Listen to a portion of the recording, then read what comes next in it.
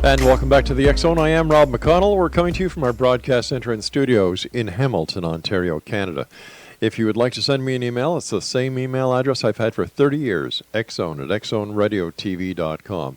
On all social media sites, X-Zone Radio TV. To find out about the programming we have available for you 24/7, 365 on the X-Zone Broadcast Network, visit www.xzbn.net. And for the X-Zone TV channel on Simul TV Channel 21, www.simultv.com. And every Tuesday night here in the Hamilton, Toronto area, we are on Cable 14 at 9:30 every Tuesday night. My guest this hour is Brad Bradley, and Brad began his working career as a chemist fresh out of college with the West Virginia Air Pollution Control Commission. He then moved on as an analytical chemist at Union Carbide Corporation. Upon merging with Dow Chemical Corporation, they saw it fit to make him a laboratory information technology site expert, which later led to his career as a distant learning coordinator. Union Carbide and then Dow Chemical also trained him in facilitation, team building, Six Sigma, and Apollo root cause analysis, among many other subjects. He is currently a systems manager for a state government agency. Now, Brad became interested in the paranormal research after attending a public event where he saw something he just could not explain. He then became research coordinator for the Center for Paranormal Research and Investigation, which is his current role. Now, for information on the Center for Paranormal Research and Investigation, visit their website at www.centerpri.org and on Facebook, /VACPRI. Joining me now is Brad Bradley. And Brad, welcome to the X-Zone. Well, thank you for having me. Let me ask you, Brad, what was that event or that something you couldn't explain at that event that you went to see that started you on your journey into the paranormal? Well, I was a big fan of a popular ghost hunting TV show at the time, and I just liked watching the show and the interaction between the characters and such. And I was a huge skeptic during that time period. Right. And my wife got me tickets to go meet the folks from the show at an inn they owned up in New Hampshire. Mm-hmm. And lo and behold, while I was at that event, I saw something like a full-formed figure walk between me and the window in the room we were standing in, and it was nobody there. That's what did it. And what happened after that? How did you keep pursuing the interest in the paranormal, and how did you end up with the Center for Paranormal Research and Investigation? Well, it just so happens that our organization is a member of the TAPS family, and TAPS is the Atlantic Paranormal Society. We're a member of that family, and they're affiliated with the Ghost Hunters TV show. And I was speaking with Grant Wilson up there at that inn, who was part of that TV show, and he told me that I needed to get in touch with this particular group because he knew who they were, and that they were, they basically pursued what I was after. And so I got in touch with Bobby Atterstein, our president, right? And she is the one that told me, it's like, yep, we need somebody like you. You're a chemist. Come on board. And then I started doing coordinating all the research projects from the organization because I have that kind of skill set. And there you go. Now, what can a chemist contribute to a paranormal investigation? Well, I mean, a lot of people, besides the fact that, I mean, as a chemist, I typically, dealt with chemicals and such, but, sure. Also, I was taught the different analytical skills, basically like, not just the scientific method, but experimental design, that kind of stuff. And we apply all that in the center now on most of our research projects that we do. We have a theory, we design an experiment to look at the theory, we then move on and we perform the experiment, gather the data, draw our conclusions. If we need to change the experiment, we do that. And it's an evergreen process. It's over and over again. So, what have you discovered so far?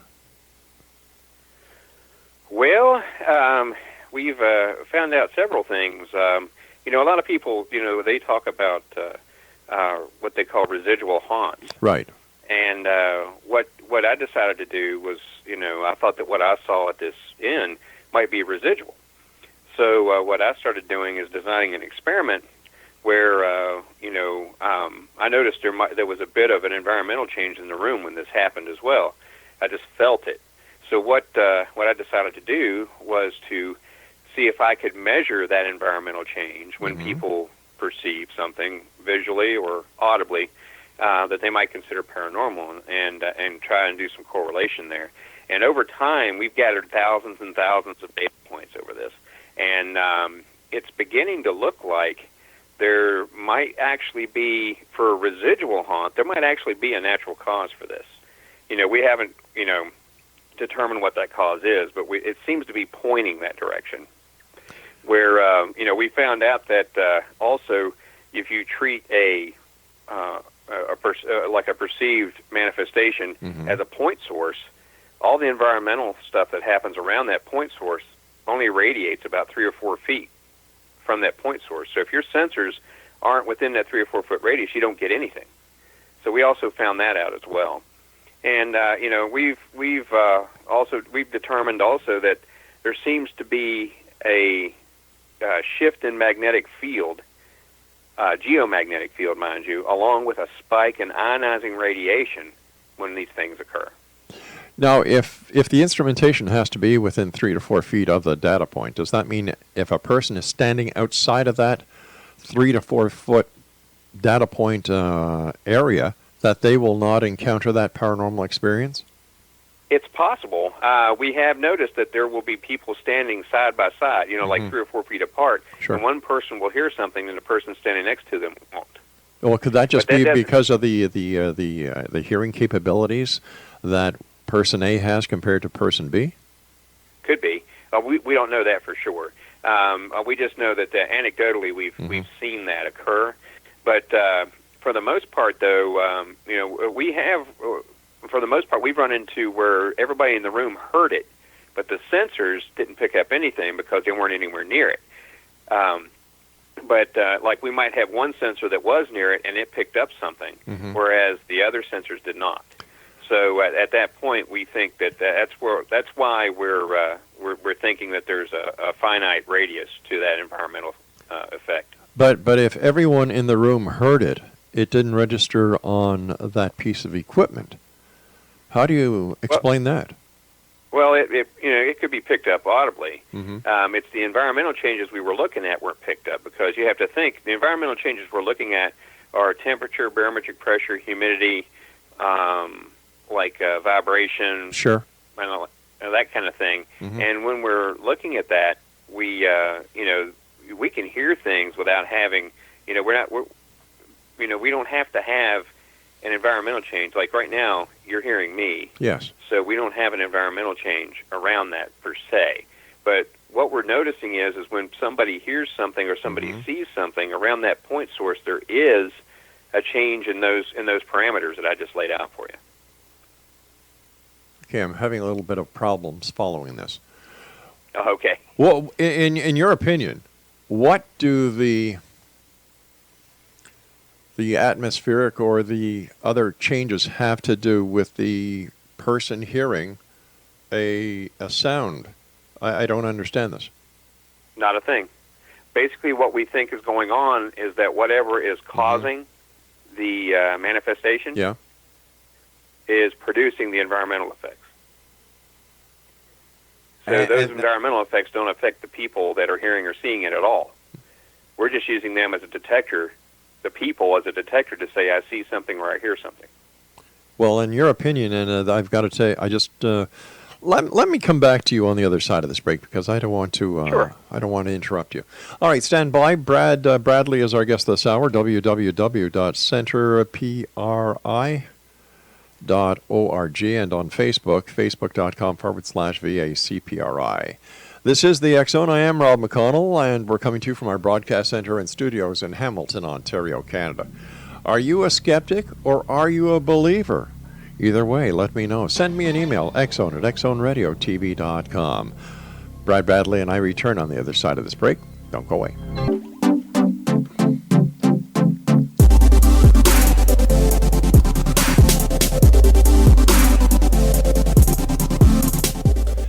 Welcome back, everyone. Brad Bradley is our special guest this hour, www.centerpri.org, and on Facebook, facebook.com/VACPRI.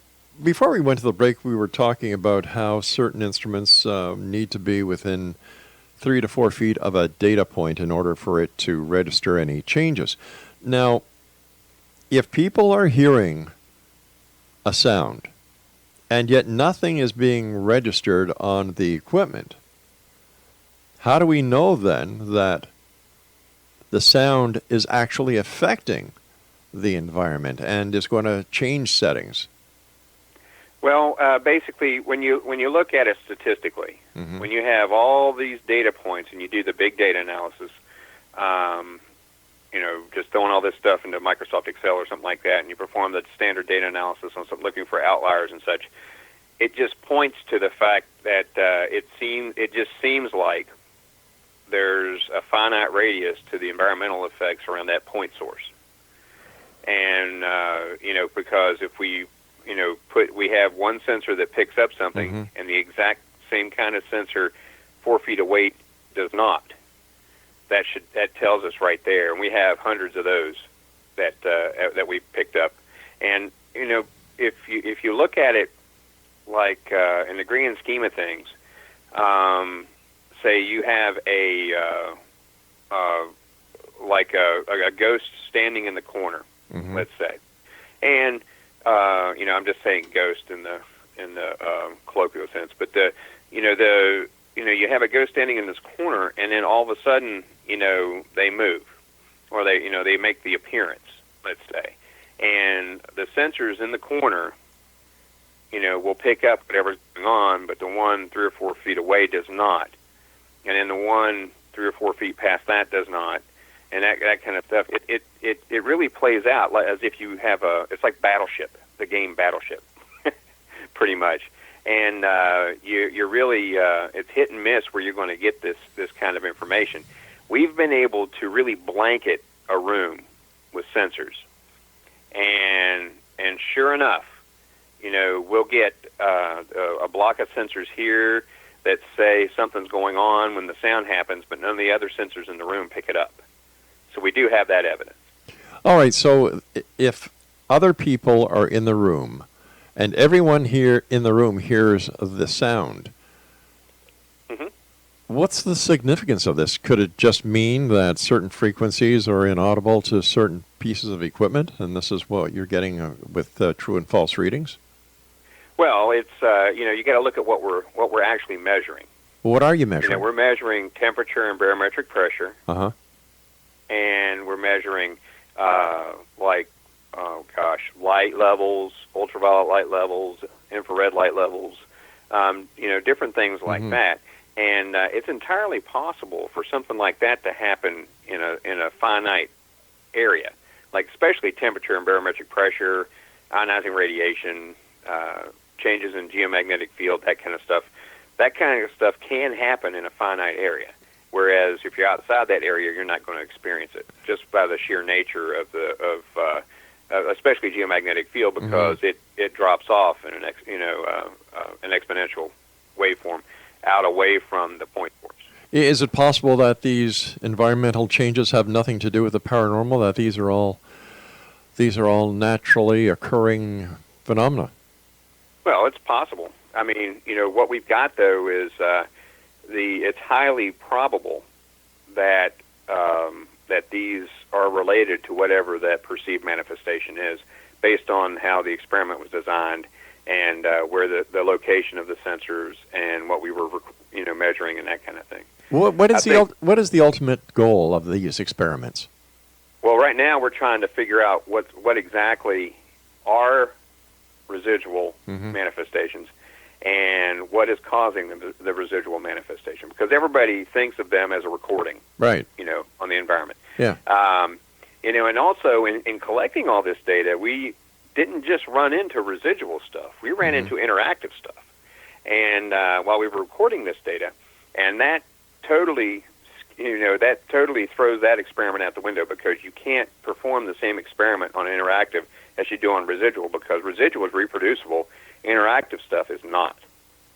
So that's, we've kind of defined this experiment to where we're only looking at the residual stuff that we ran into. And sometimes we may have actually captured something that wasn't residual but was interactive, but we easily could have mistaken it for residual or vice versa. But we've gotten enough data points to where, when you have a huge number of data points like this, you can go in and when you do the statistics, it just jumps right at it. The trends are all there, the outliers are all there, everything, all the anomalies are there. But what happens if the statistical analysis has nothing to do with the actual paranormal event? Like, you're talking about data points, you're talking about statistics. How about hard evidence? Well, when you have a recorded sound or a recorded video of something that occurs, there's the what they might call anecdotal evidence. It's like something happened. We now know that something happened. Or if somebody in the room had a personal experience, we know something happened. And at that point, if something happened, that's when we look at all the sensors and see which ones pinged and which ones didn't. With all, go ahead. Well, I was going to say, and based on where those ones pinged, we also can do a sound mapping of a room and determine the area where the sound was. So wherever the sound was, if the sensors the sound mapping, the audio mapping of the room, the sound came from, at that point, we have a really good correlation, so we consider that positive test results. With all the paranormal groups that are out there these days, just in Southern California, there's over 3,000. And, all these people that have been doing this for years and years and years, there's been no concrete evidence to substantiate any claims. How come? Well, it could be that these folks aren't really approaching it like they need to. It could be because we've actually collected data, hard data. The kind of data you can hand off to a physicist or I understand the importance about data, but what about evidence? Data is one thing. Let's get away from the analytical side here. Let's get down to the brass tacks. What evidence is there? Physical evidence. Not anecdotal evidence, but real hardcore evidence. Is there any? Well, how do you define hardcore evidence? Because for us, hardcore evidence is the data, is the sensor readings. Because we collect those over time. Right, but you don't. When they change and when they don't. You don't know what is causing those sensor readings. So until you establish what is causing the sensor readings, that is just data. It is not. It's analytical fact, yes, but it's not physical evidence. Well, how you actually perform an experiment, though, Rob, is you have to start with the theory. The theory is that whatever's making the noise or whatever's visualizing out there is going to change the environment. That's the theory. And as soon as we started with that, we collected the data around that and said, well, yeah, there is an environmental effect. We know that. That is fact. And we have whenever there's an audible, whenever we hear something or we see something that is of the paranormal, we know that there's an environmental effect around it. Okay, so how do you know if it's paranormal or if it's just an unknown anomaly that occurs naturally and has nothing to do with the paranormal? Well, that's what I'm trying to tell you, is it's starting to look like that the residual type stuff is caused by nature. Okay, it makes a lot of sense since we're, the electromagnetic fields, and being in audio and broadcasting, we know that the old analog tapes, they had to be really scrubbed very well by a demagnetizer, or else we'd get what we used to call ghost whispers on the tape that we would use again. Yeah, I mean, we have right now in regards to magnetic fields, we're just kind of looking at geomagnetic fields. But yeah, I mean, it pardon me, Yeah. I'm going to get a drink of water here. But the thing that a lot of people don't realize is that as you collect that information, even with magnetic field or audio tapes or videotapes or still pictures or whatever, as you collect all that information, those are just pieces of the puzzle as part of the experiment. And then eventually you're going to come up to the point where you're able to have a theory about causation. Is and it? Then we, Go go ahead. We've got to take a break shortly, so I'll let you grab your glass of water. But is it possible that the established scientific methods that we have today are not going to discover the answers that everybody wants, because everybody is thinking inside of the box instead of getting outside of the box and looking at the phenomenon? Is it possible? It's possible. I mean, if people are looking for a spiritual answer, there's no way to get that answer based on the standard scientific method. All right, Brad, stand by. We've got to take our news break at the bottom of the hour. Exonation, Brad Bradley is our guest. www.centerpri.org and on Facebook, facebook.com/VACPRI. I'm Rob McConnell. This is the X Zone. Don't go away.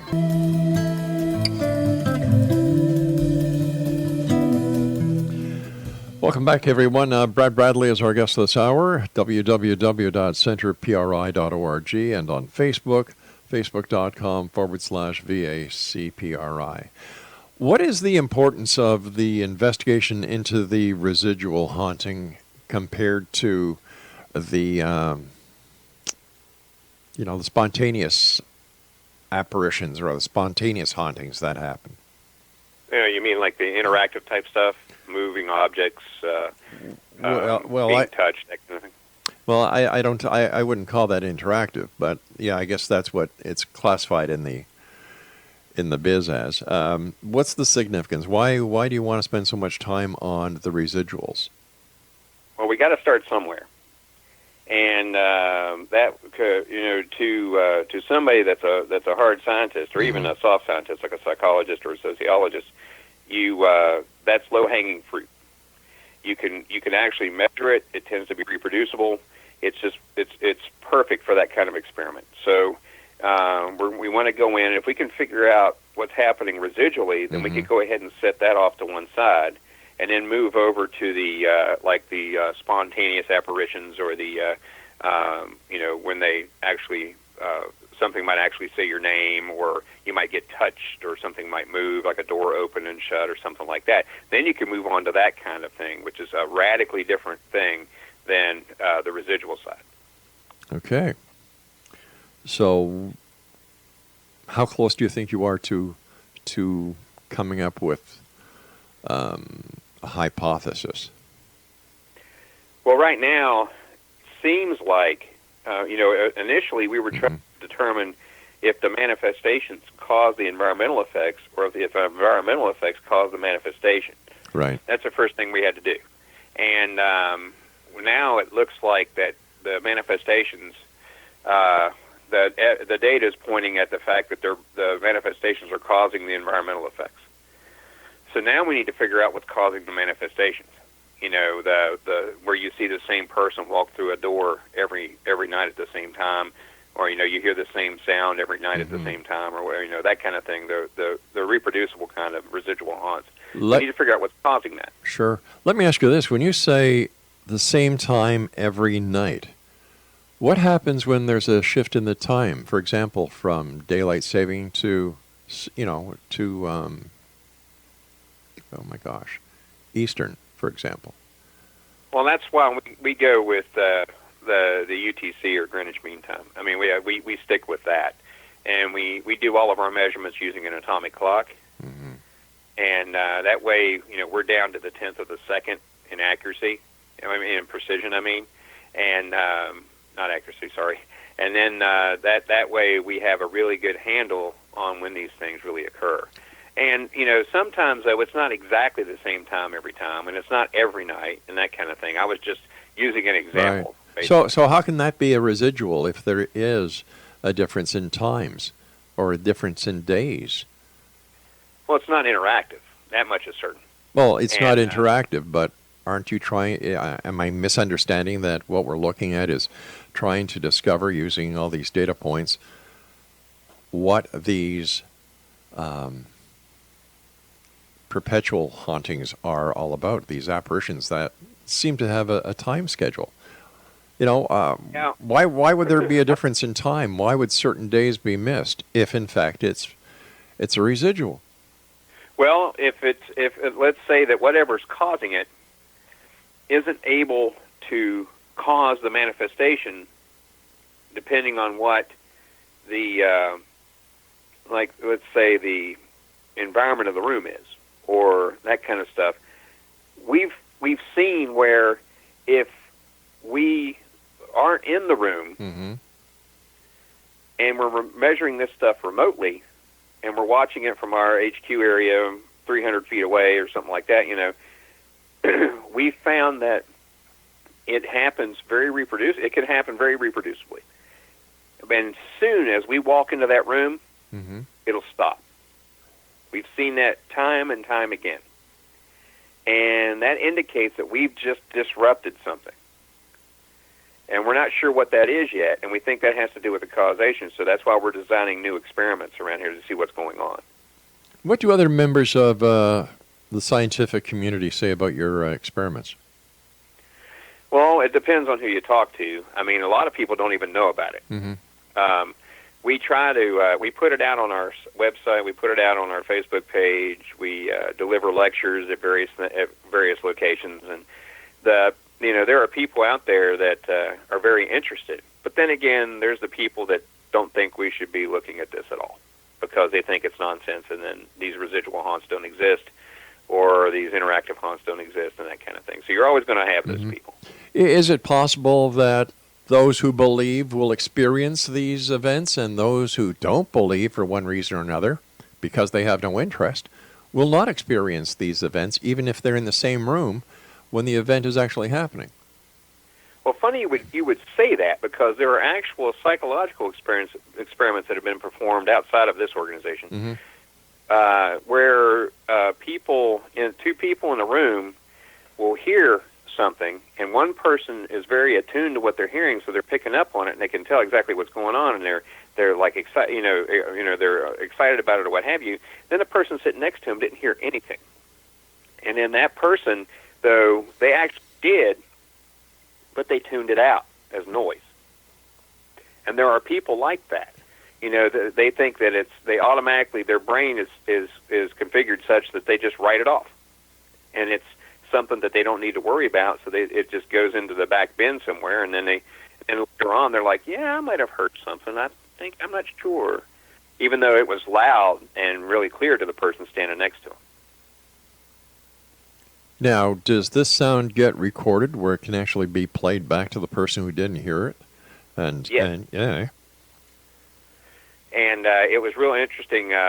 I can't remember the book that this came out of, but the experiment was very detailed, and it was done by a university, and they basically had a guy sitting there, and another guy sitting, 10 feet away from him, and they played the sound in the room.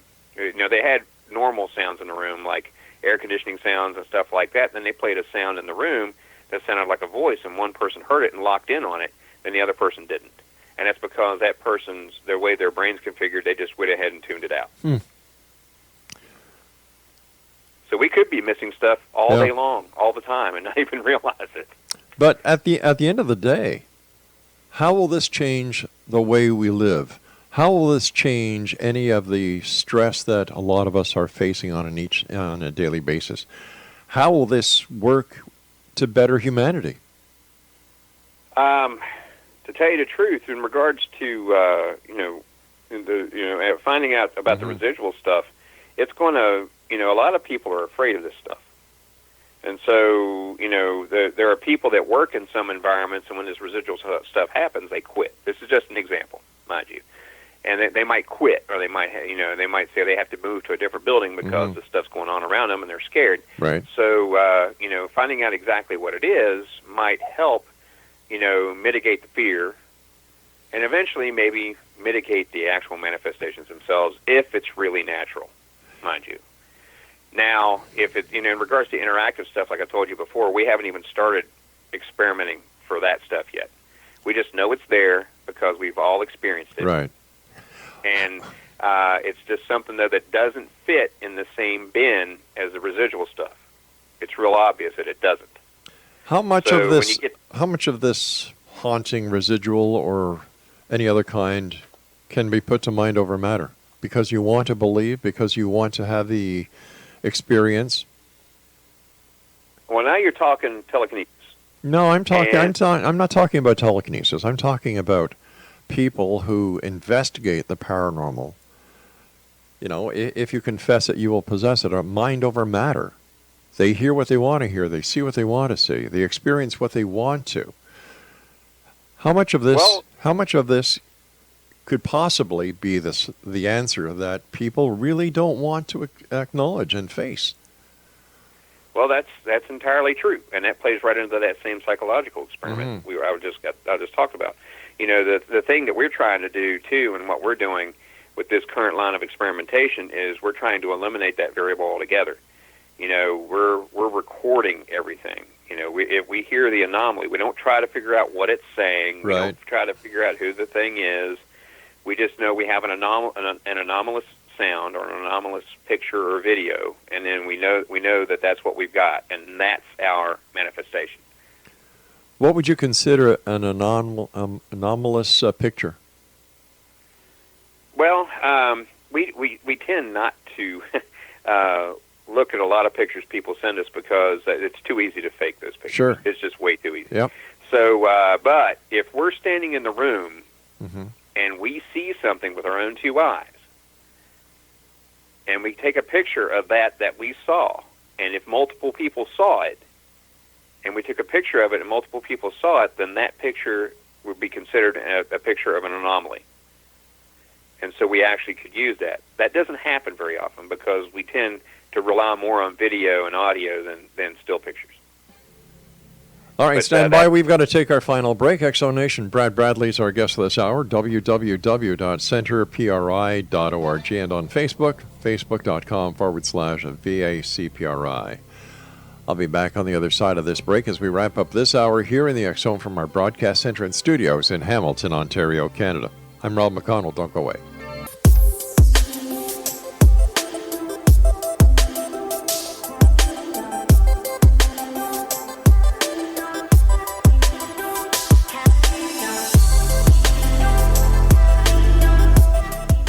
Welcome back. Brad Bradley is our special guest this hour. His website is centerpri.org, and on Facebook, facebook.com/VACPRI.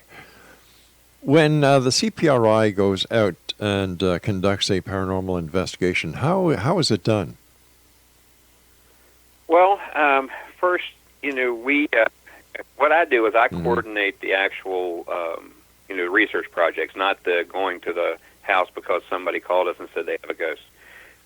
So how I do my part is I basically we're looking for a location that has activity that's going to meet the parameters of what we're looking for and trying to experiment with, and then we design an experiment around whatever theory we're getting ready to test, and we run the experiment at the location, collect all the information, try to draw some kind of conclusion, and then we move on from there.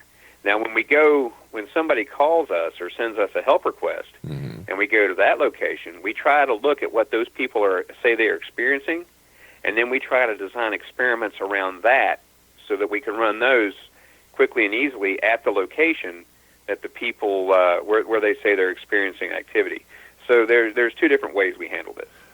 But isn't the object of these people calling you to, they obviously want help? How do they get the help if, you're doing scientific experiments? Well, what we do is we preface it up front when they contact us and tell them that we're not going to be able to tell them if there's a real like a dead person haunting their house, or we're not going to be able to give them a name. We're just going to be able to tell them that something's going on.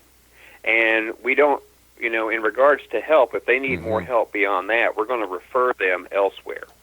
Because that's, we don't, we have, when we go to places, we tend to have, police officers, the nurses, doctors, those kind of folks that go on these home visits, so that we can actually look at the environment around the place and make sure that there's nothing, naturally going on there that's causing whatever issue they're having.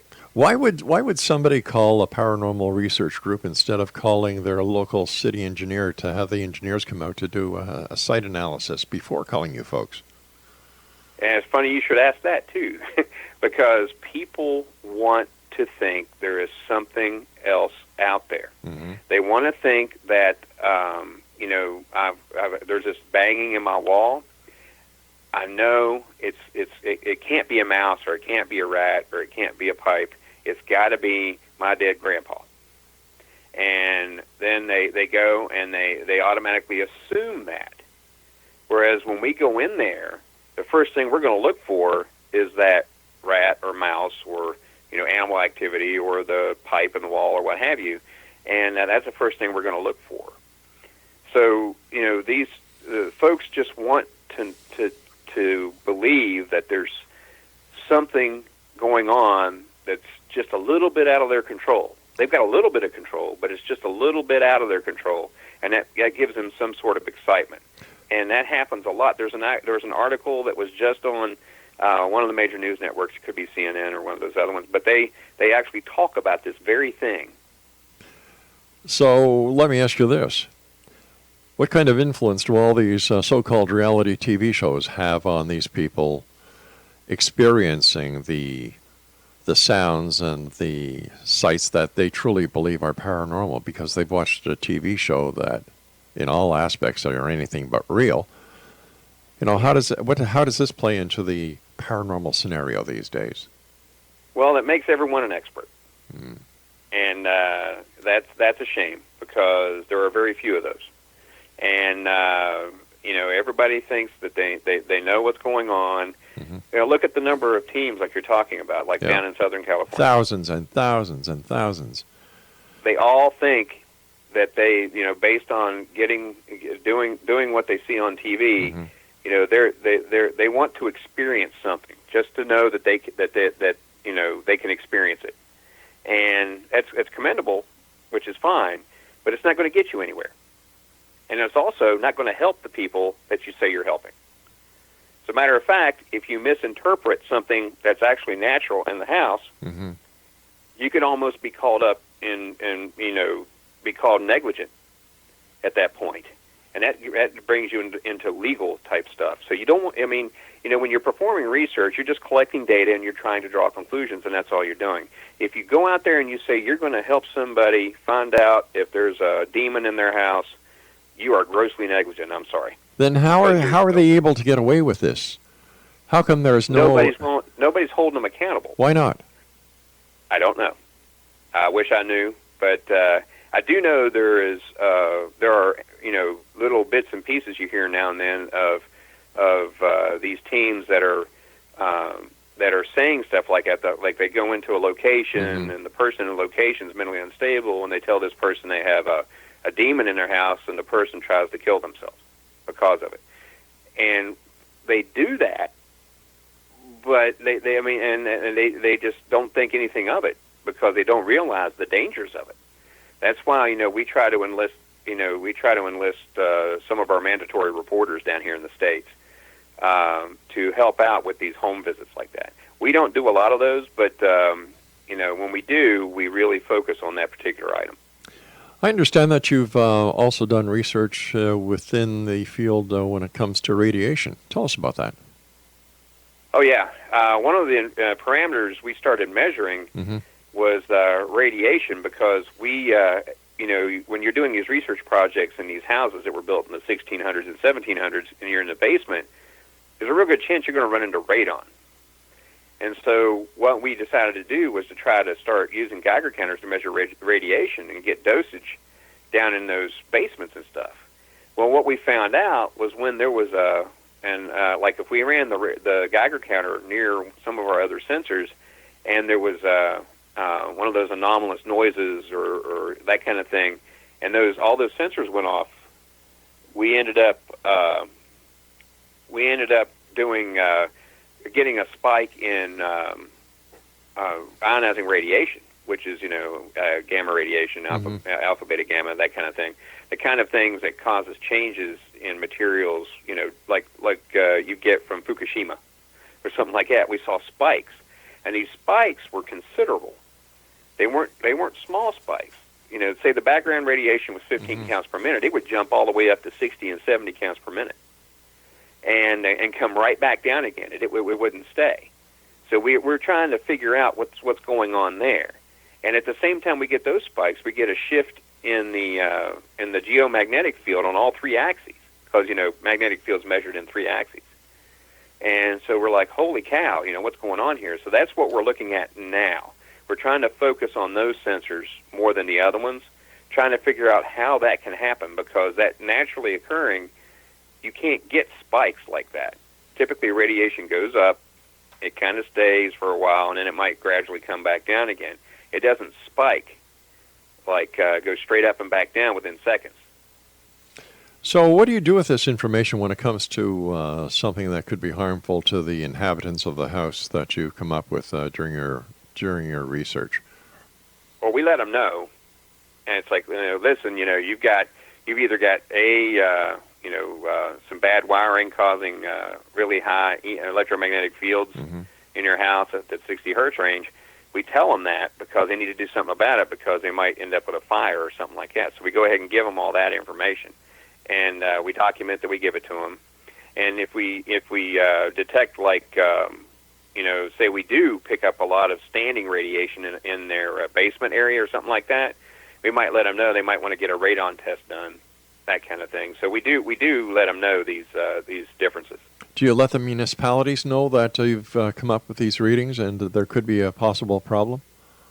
That's entirely up to the property owner. But if you know this and the property owner doesn't do something, and something happens to the property owner, isn't that negligence on your part? Not really. Not in the eyes of the law. What we've done is we've given the information. You get a release signed? And if they choose not to do something with it, then they're the ones that are negligent. We've given them all the information. Do you get a release signed? Yes. So you here's the information. We've warned you that there's a problem, and you need to do something about it. Here's an example of people you need to contact from the city or from the county that can help you. And if you choose, if you choose not to do something about it, it's your own fault. We've got about 45 seconds left, Brad. How can someone contact your organization if they'd like to have you guys do an experiment in their house? Well, basically, you can contact. The best way is either you can contact me at brad@virginiaghosts.com, or you can go to our Facebook page, and there's an actual form you can fill out to give us more information. It's like it says request help or something like that. Brad, I want to thank you for joining us tonight. Great talking to you. And Exonation, if you'd like to get more information about Brad or the CPRI, once again, their website is centercpri.org, and on Facebook, it is facebook.com/VACPRI. I'll be back on the other side of this break with most networks and affiliates, but if I'm not, remember, always keep your eyes to the sky and your heart to the light. I'm Rob McConnell. This is the X Zone.